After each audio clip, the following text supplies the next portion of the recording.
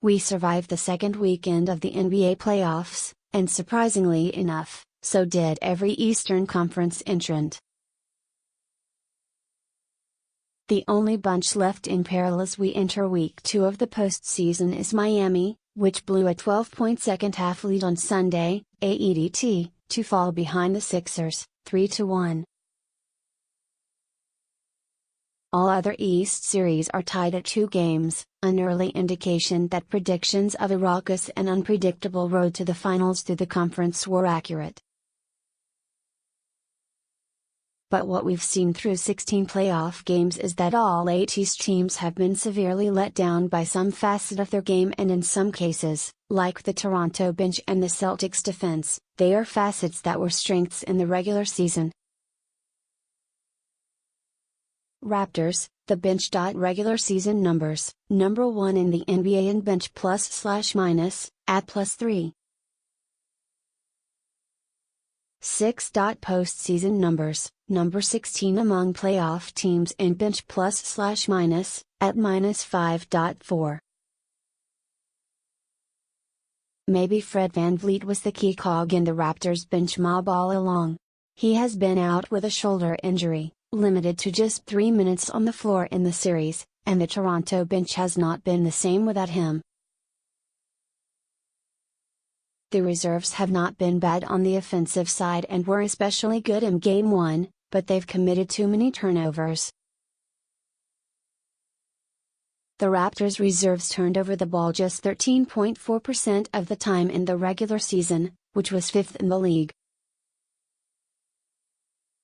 They're 13th in the playoffs, though, with a 15.5 turnover percentage. And offensively, they're getting killed, a 113. 1 defensive rating, after posting a rating of 103.4 in the regular season. Celtics, the defense. Regular season numbers, number 1 in the NBA in defensive rating, 101.5. Postseason numbers, no. 15 among playoff teams in defensive rating, 113.9. The Celtics are thin, they're banged up, and they're relying on bench players who have not seen the kind of minutes they're getting now. While that was expected to force them into some scoring difficulty, the real problem has been slowing down the Bucks, especially in an area in which the Celtics have excelled this year, spot-up shooting. The Bucks were a below-average spot-up team all year, creating 1.00 points per possession with those shots, but against the Celtics, that has ballooned to 1.28 points per possession, making Milwaukee a suddenly ultra-efficient spot-up team. During the season, the Celtics had been the most efficient spot-up defense in the league, allowing 0.95 points per possession. 76ers, guarding the three-point line. Regular season numbers, no.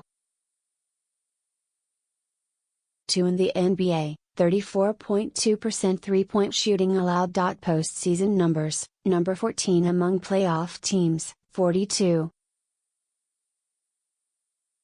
7% three-point shooting allowed. There's an aspect of luck, of course, to three-point defense, but the Sixers usually do a good job of forcing tough perimeter shots and getting the right players to attempt shots from beyond the arc. But the Heat have been able to convert on three-pointers, with 6 players shooting better than 38.5% on those shots. James Johnson, Tyler Johnson and Kelly Olynyk have combined to shoot 18 for 29, 62.1% from the three-point line, bolstering a team that was subpar, 36.0% from the three-point line during the season. Cavs, the new guys. Regular season numbers, 42.0 points per game, 46.8% shooting, 36.7% three-point shooting. Postseason numbers, 25.0 points per game, 51.3% shooting, 27. 3% three-point shooting. The Cavaliers made a bet at the trade deadline on the quartet of Rodney Hood, Larry Nance Jr., Jordan Clarkson and George Hill, with the hope that 2 months would be enough to get them ironed out on the Cavs' offense and what would be expected of them in the postseason. So far, the bet's not paying off. Nance has done well in his energy off the bench role, but the other three simply must be better shooters from the arc in order for the Cavs to get back to the finals. Especially distressing has been Hood, who was averaging 16.8 points when he arrived from Utah but has slowly disappeared since. He played just 14 minutes in Game 4. Pacers, the pick and roll. Regular season numbers, no. 9 in the NBA in pick and roll ball handler efficiency, 0.87 points per possession, run on 18. 3% of possessions. Postseason numbers, number 16 among playoff teams in pick and roll ball handler efficiency, 0. 66 points per possession, run on 14.5% of possessions. Credit coach Nate McMillan with moving away from the pick and roll in the Pacers series against the Cavaliers because it has not been working. The Pacers were among the best pick and roll teams in the league during the season, but they've been the worst in the playoffs, and, surprisingly, the struggles of Victor Oladipo are not to blame. He, in fact, is at 1.13 points per possession as the ball handler in the pick and roll, 10th among postseason players who get more than 10% of their possessions from the play. The real culprits have been Lance Stevenson, 0.42 points per possession, down from 0.81 in the regular season, and Darren Collison, 0.57 PPP, down from 0.98. Heat, the fourth quarter. Regular season numbers, number 8 in the NBA, plus 0.7 points per fourth quarter. Postseason numbers, no. 16 among playoff teams, minus 10.5 per fourth quarter. The Sixers have outscored the Heat in every fourth quarter in this series, and with the exception of Game 2, have dominated the final period. The Sixers shoot 49.4% in the fourth to just 40.7% for the Heat, and Miami has been out-rebounded, 13.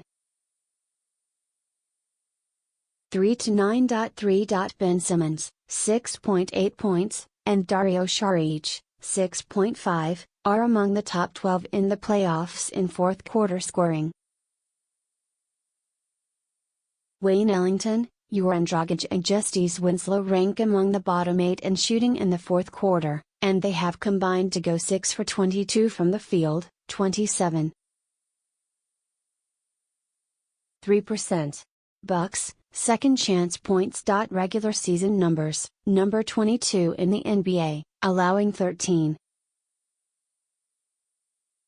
1 second chance points. Postseason numbers, number 16 among playoff teams, allowing 19. 3 seconds chance points. The Bucks were not a great team in the regular season when it came to cutting off second chance points, but the Celtics were not exactly a force on the offensive glass, either. Boston averaged 12.0 seconds chance points, which was 16th, and ranked 20th in the NBA in offensive rebounding at 9. 4 per game. But the Bucks are giving up 13.3 offensive rebounds per game, and they have been outscored in second chance points, 77-23.